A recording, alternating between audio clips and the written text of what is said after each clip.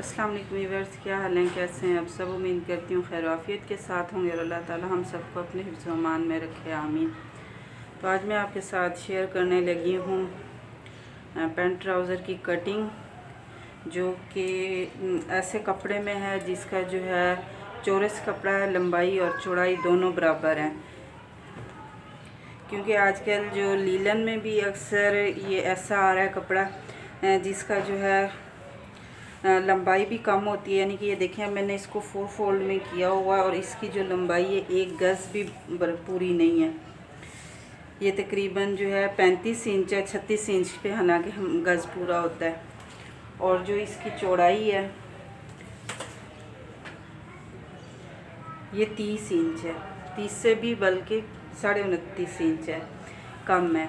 तो इसमें जो है हमारे लिए ट्राउज़र ये शलवार को निकालना बहुत मुश्किल होता है और समझ नहीं आती जिन बच्चियों ने अभी काम स्टार्ट किया होता है और उनको ये समझ नहीं आती कि हम इसमें से ट्राउज़र कैसे निकालें और क्या तरीका कार अख्तियार करें। क्योंकि 4 फोल्ड में कपड़े को करके कटिंग करना बहुत आसान होता है, जैसे ये हमारे पास मौजूद है। तो इसके लिए तो हमारे लिए आसान है कि हमने सारे निशान वगैरह लगाए और कटिंग कर लिए। लेकिन इस तरह का अगर कपड़ा कभी आ जाए जिसका ये देखें लंबाई चौड़ाई एक बराबर हो तो मुश्किल काफ़ी पेश आती है। तो आज मैं उस मुश्किल का हल लेके आई हूँ। तो आप वीडियो को प्लीज़ पूरा देखिएगा और अगर अच्छी लगे तो लाइक और शेयर भी कीजिएगा। तो स्टार्ट करते हैं हम अपनी कटिंग। कपड़े को हमने पहले एक जैसा बिछा लिया है। तो अब हमने यहाँ पर जो है 1 इंच का निशान एक्स्ट्रा लगाना है कटिंग के लिए, क्योंकि ये देखें ये नीचे से कपड़ा जो है एक जैसा नहीं होता, बराबर नहीं होता। तो इस कपड़े को बराबर करने के लिए हमने यहाँ पर जो है 1 इंच एक्स्ट्रा निशान लगाना है रफली, यानी कि कपड़ा जो होगा उसको निकालने के लिए। और उसके बाद जो है यहाँ से हमने 2.5 इंच का निशान लगाना है फोल्डिंग के लिए। फिर उसके बाद हमने जो है अपने ट्राउज़र की लंबाई लेनी है, जितनी हमारी लंबाई है तो वो निशान लेंगे। हमारी जो लंबाई तैयार है वो 38 यानी 38 इंच है। एक निशान मैंने 38 इंच पे लगा लिया। और उसके बाद इलास्टिक का हक 2 इंच में छोड़ रही हूँ, तो एक निशान में 2 इंच पे ये लगा लूँगी। इसी तरह ये सारे निशान में एक साथ लगा लूँगी। तो ये निशान लगा लिए हैं। तो अब मैं जो यहाँ से आसन वगैरह का और हिप का जो घेर वगैरह उसका हिसाब लगाऊंगी। तो यहाँ से ये जो किनारी वाला हिस्सा है ये एक्स्ट्रा छोड़ते हुए मैं निशान लगाऊंगी। तो सबसे पहले हमने जो पैंट ट्राउज़र कटिंग करना है तो इसकी बैक का हिस्सा हमने निकालना है, क्योंकि बैक थोड़ी खुली बनाते हैं, 1 इंच ज़्यादा होती है और फ्रंट का जो हिस्सा आता है वो 1 इंच या 1.5 इंच कम होता है। तो मेरा जो इसका फ्रंट का हिस्सा आ रहा है ये मैं 15 पे लगा रही हूँ निशान, बैक का सॉरी।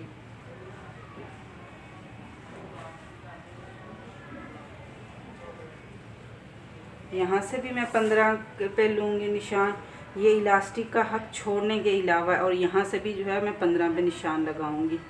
तो ये बॉक्स हमने 15 इंच का बना लेने के बाद अब यहाँ से जो है हमने 1.5 इंच एक्स्ट्रा निशान लगा लेना है। और इसको जो है हल्के से जो है जैसे हम कंधे की गोलाई देते हैं थोड़ी सी गोलाई में लेके आना है। और फिर इसके बाद हमने यहाँ से जो है एक्स्ट्रा पीस वो निशान लगाना है कटिंग के लिए और इसको जो है ऊपर तक हमने ऐसे लेके आना है और यहाँ से इस निशान के साथ हमने मिला लेना है।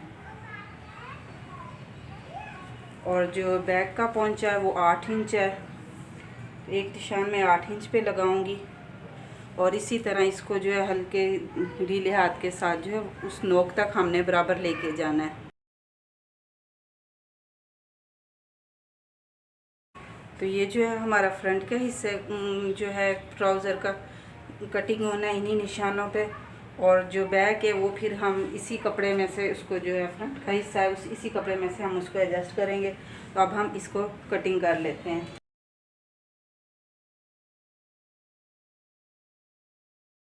तो ये हमने बैक का हिस्सा कटिंग कर लिया। अब हम जो है फ्रंट के तैयारी करते हैं, उसको बनाते हैं। तो ये देखें ये इस तरह से कुछ हमारे पास पीस होगा और यहाँ से जो है कुछ ऐसे होगा। ये देखें अब इसमें से हम एक हिस्सा पूरा कटिंग तो नहीं कर सकते क्योंकि इसकी लंबाई कम है, 2.5 मीटर नहीं है, इसका अर्ज़ चौड़ा है और लंबाई कम है।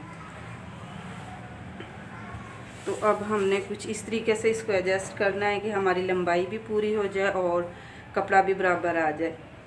तो आपने देखना है कहाँ से आपका पोंचा बराबर हो रहा है। अगर इस हिस्से में आपके हिप का साइज़ और आसन का साइज़ यहाँ पर बराबर आ रहा है तो फिर आप कटिंग यहाँ से करेंगी। अगर इस साइड से आ रहा है तो आपने यहाँ से करनी है। वो कुछ इस तरीके से मैं आपको रख के दिखाती हूँ। तो ये जो ट्राउज़र हमने कटिंग किया, जो पीस हमने उसको रख के देखना है कि उसकी लंबाई चौड़ाई कहाँ से कैसे पूरी हो रही है। तो ये तो यहाँ से तो ठीक है नीचे से, लेकिन ऊपर से इसका मसला आ रहा है तो हम इधर से नहीं निकालेंगे। तो इसका जो ये चौड़े वाला हिस्सा है इसकी चौड़ाई ज़्यादा है, तो हम यहाँ से देखते हैं, कोशिश करते हैं कि यहाँ से निकल जाए। तो ये जो हिस्सा है यानी कि जो चौड़ा वाला थोड़ा है उसमें इसकी जो है लंबाई भी पूरी आ रही है और चौड़ाई भी, क्योंकि ये फ्रंट बैक का हिस्सा हमने निकाला था जो कि तकरीबन 1.5 इंच उससे लूज़ था। अगर यहाँ से ये थोड़ा सा फ़र्क आ रहा है तो वो कोई मसला नहीं है, क्योंकि इसकी जो अब हम कटिंग करने लगे हैं वो इस हिस्से से जो है 1.5 इंच कम होगी। तो इसीलिए अब हम बाकी निशान इसके हिसाब से लगा लेंगे और नीचे से जो है वो उसका यानी कि मार्जिन कम कर देंगे। इसी पे सारे निशान ड्रॉ कर लेते हैं, जब कटिंग करेंगे तो फिर कम कर लेंगे हम।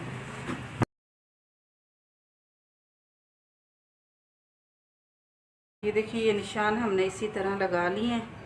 तो अब ये वाला हिस्सा हम उठा लेंगे और यहाँ से जो है हम यानी कि जितना कम करना चाह रहे हैं अपना फ्रंट का जो कटिंग ट्राउज़र का हिस्सा है यानी कि उस हिसाब से यहाँ से टोटली हम कम कर देंगे, लेकिन आसन वाला हिस्सा हमने नहीं कम करना।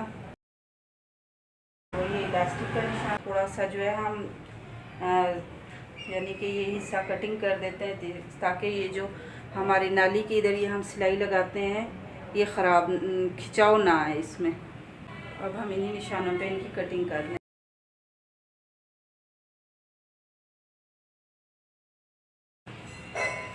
ये देखिए ये हमारा जो है फ्रंट का हिस्सा भी कटिंग हो गया और बहुत आसानी से हुई है, कोई इसमें इतनी मुश्किल नहीं होती। बस थोड़ा सा देख के हमें जो है एक हिस्सा तो हम आसानी से कटिंग कर लेते हैं, जो दूसरा हिस्सा होता है कटिंग का ट्राउज़र वगैरह का तो उसमें थोड़ा हमें यानी कि सोच समझ के काम लेना होता है और बाकी जो है कोई इतनी मुश्किल नहीं होती।